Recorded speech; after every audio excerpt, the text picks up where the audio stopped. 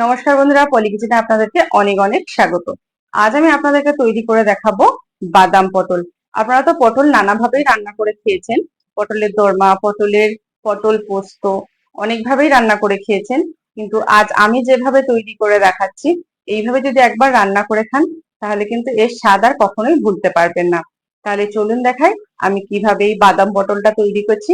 আর রেসিপিটা সম্পূর্ণ দেখবেন। রেসিপিটা দেখে যদি ভালো লাগে, অবশ্যই বন্ধুদের ভিতরে একটা শেয়ার করে দেবেন আর একটা লাইক করে অবশ্যই আমার পাশে থাকবেন। তাহলে চলুন দেখাই খুব কম সময় এবং খুব ইজি ভাবে কিভাবে এই রেসিপিটা আমি তৈরি করছি। দারুণ সুস্বাদু এই পটলের রেসিপিটা তৈরি করার জন্য এখানে আমি কয়েকটা পটল নিয়েছি। আর পটলগুলোকে দেখুন, অর্ধেকটা খোসা আমি ছাড়িয়ে নিয়েছি, আর কিছু কিছু জায়গায় কিন্তু খোসা রেখে দিয়েছি। আর খোসার ওপরের যে অংশটা সেটা আমি চেঁচে পরিষ্কার করে নিয়েছি। আর পটলটা কিন্তু মাঝখান দিয়ে একটু চিড়েও নিয়েছি। এর মাঝখান দিয়ে পটলটা একটু চিড়েও নিয়েছি। এবারে এই পটলে আমি লবণ আর হলুদ মাখিয়ে 10 থেকে 15 মিনিটের জন্য রেখে দেবো। দেখুন, বেশ আমি কিন্তু এক সাইডই এর চিড়ে নিয়েছি। এবারে এখানে একটা কড়াই বসিয়ে দিয়েছি। এবার কড়াইটা গরম হলে আমি কড়াইতে দিয়ে দিলাম সামান্য পরিমাণে তেল। এখানে কিন্তু পটলটা ভাজার জন্যই তেল লাগবে। 3 থেকে 4 চামচ মতো এখানে তেল লাগবে। তেলটা ভালোভাবে কড়ার গায়ে দিয়ে এবারে তেলটা ভালোভাবে গরম হয়ে গেলে একটা একটা করে পটল নিয়ে এই তেলের উপরে গোটা গোটা পটলগুলো দিয়ে ভালোভাবে পটলটাকে ভেজে নিতে হবে। পটলটা এমনভাবে ভাজতে হবে পটলটা যেন না পুড়ে যায়। আর পটলের চারপাশ ভালোভাবে একেবারে কালার হওয়া পর্যন্ত কিন্তু এগুলোকে ভালোভাবে ভেজে নিতে হবে। গোল্ডেন ব্রাউন হয়ে আসবে, তখন কিন্তু পটলগুলোকে আমরা তুলে নেব। যত সময় না হচ্ছে তত সময় কিন্তু ভালোভাবে নেড়ে চেড়ে এটাকে সব সাইড ভালোভাবে এগুলো কষে নিতে হবে বা ভেজে নিতে হবে। এখানে দেখুন, কিছু পটলে কিন্তু কালার চলে এসেছে আর ভাজাও হয়ে গেছে, আর কিছুটা বাকি আছে। এবারে এইভাবে খুন্তি দিয়ে উল্টে পাল্টে আমি ভালো করে এটা ভেজে নেব। আর এটা কিন্তু এইরকম একটু বেশি তেল দিয়েই পটলটাকে ভেজে নিতে হবে। কম তেলে পটল ভাজলে কিন্তু পটলটা আরো পুড়ে যাওয়ার চান্স থাকে। তার জন্য একটু বেশি তেল দিয়ে পটলটাকে একটু ভেজে নিতে হবে। তারপরেও কম তেল ব্যবহার করলে কোনো অসুবিধা নেই। পটলগুলো এখানে প্রায় ভাজা হয়ে গেছে। আরো কিছু সময় পটলগুলোকে আমি একটু ভেজে নেব, যাতে অপোজিট সাইড গুলো সুন্দরভাবে ভাজা হয়ে যায়। ঠিক এই রকম ভাবে পটলগুলোকে ভেজে নেব।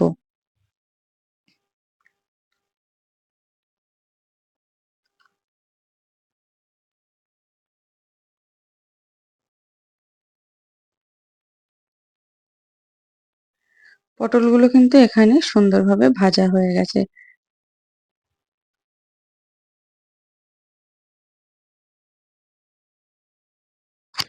পটলগুলো কিন্তু এখানে বেশ ভালোভাবে ভাজা হয়ে গেছে। এবারে পটলগুলো আমি একটা পাত্রে তুলে নেব। দেখুন, ঠিক এইভাবেই কিন্তু পটলগুলোকে সুন্দরভাবে ভেজে নিতে হবে। পটলগুলো দেখতেই পাচ্ছেন, একদম কিন্তু পটলগুলো পুড়ে যায়নি, বেশ গোল্ডেন ব্রাউন হয়ে গেছে। এবারে পটলগুলোকে আমি তুলে নেব। এবারে এই পটলের ভাজা তেলের উপরে আমি দিয়ে দেব গরম মশলা থেতো করে। তারপরে ফোড়নের জন্য দিয়ে দেব আমি সামান্য কালো জিরে। এখানে কালো জিরে আর গরম মশলার ফোড়নটা আমি দিয়ে দিয়েছি। এলাচ, লবঙ্গ আর দারচিনি, এটা দিলে কিন্তু গন্ধটা খুব সুন্দর হয়। এবারে এতে আমি দিয়ে দেবো 1 চামচ মতো হলুদ গুঁড়ো, দিয়ে দেবো সামান্য পরিমাণে কাশ্মীরি লঙ্কা গুঁড়ো, যেটা দিলে কিন্তু তরকারির কালারটা সুন্দর হয়। দেওয়ার পরে একটু ভালোভাবে নেড়ে চেড়ে নেবো। আর এটা কিন্তু সম্পূর্ণ নিরামিষ, কোনো আমি এখানে আর কিছু ব্যবহার করিনি। পেঁয়াজ রসুন এখানে কিন্তু একদমই ব্যবহার করিনি, আর আদাও এখানে আমি ব্যবহার করিনি। এবারে ভেজে রাখা পটলগুলো আমি এই তেলের উপরে দিয়ে দিলাম। তেলের উপরে দেওয়ার পরে এটাকে একটু ভালোভাবে নেড়ে নেব। এইবারে আমি এখানে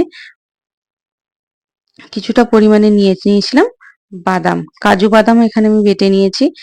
15 থেকে 20টা মতো কাজু বাদাম শিলে ভালোভাবে বেটে নিয়েছি। বেটে নেওয়ার পরে এই পটলের ভিতরে দেখুন আমি দিয়ে দিলাম। দেওয়ার পরে কিন্তু এটা 1 থেকে 1.5 মিনিট ভালোভাবে একটু নেড়ে চেড়ে নিতে হবে যত সময় না বাদামের কাঁচা গন্ধটা যায়, ঠিক তত সময় একটু ভালোভাবে এটাকে কষিয়ে নিতে হবে।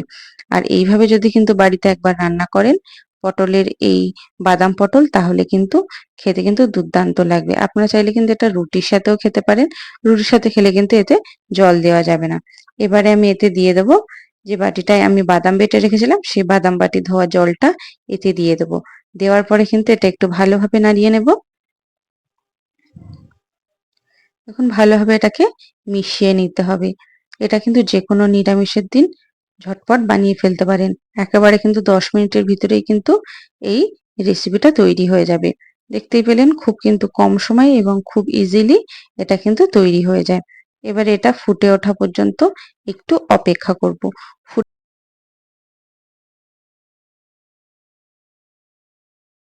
এখানে আমি ৪ টে চেরা কাঁচা লঙ্কা দিয়ে দিয়েছি আর কালারের জন্য দিয়ে দিয়েছিলাম সামান্য পরিমাণে কাশ্মীরি লঙ্কার গুঁড়ো।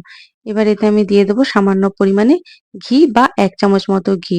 নিরামিষ তরকারিতে কিন্তু ঘি পড়লে খেতে দুর্দান্ত লাগে। আর এর টেস্ট কিন্তু অসাধারণ হয়। এবারে এখানে আমি চেরা কাঁচা লঙ্কাগুলো দিয়ে দিয়েছি। দেওয়ার পরে এটা কিন্তু খুন্তি দিয়ে একটু চেপে দেবো যাতে এর থেকে ঝালটা বেরোয়। আগে কিন্তু আমি কালারের জন্য কাশ্মীরি লঙ্কা গুঁড়ো ব্যবহার করেছি। এবারে কিন্তু এই ঝালের জন্যে কিন্তু আমি এখানে কাঁচা লঙ্কাটা দিয়েছি।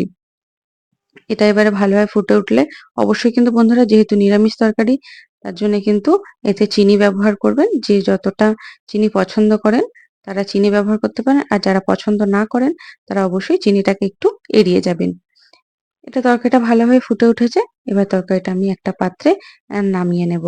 আর যখন আমি চিনি দিয়েছিলাম সেটা কিন্তু রেকর্ড হয়নি। তার জন্যে আপনাদের কাছে আমি ক্ষমা চেয়ে নিচ্ছি। দেখুন এটা একটা পাত্রে আমি নামিয়ে নিয়েছি আর ঠিক কতটা সুন্দর দেখতে লাগছে। নিরামিষের দিন কিন্তু গরম, গরম ভাতের সাথে এটা খেতে খুবই ভালো লাগে।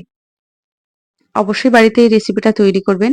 আর কেমন হয়েছে কিন্তু আমাকে কমেন্টে জানাতে একদমই ভুলবেন না। আর রেসিপিটা যদি ভালো লাগে অবশ্যই একটা লাইক করবেন, বন্ধুদের ভিতরে শেয়ার করবেন। আর আমার চ্যানেলটাকে সাবস্ক্রাইব করে পাশে থাকা বেল আইকনটি প্রেস করে নোটিফিকেশনটা অন করে দেবেন। সবাই ভালো থাকবেন, সুস্থ থাকবেন।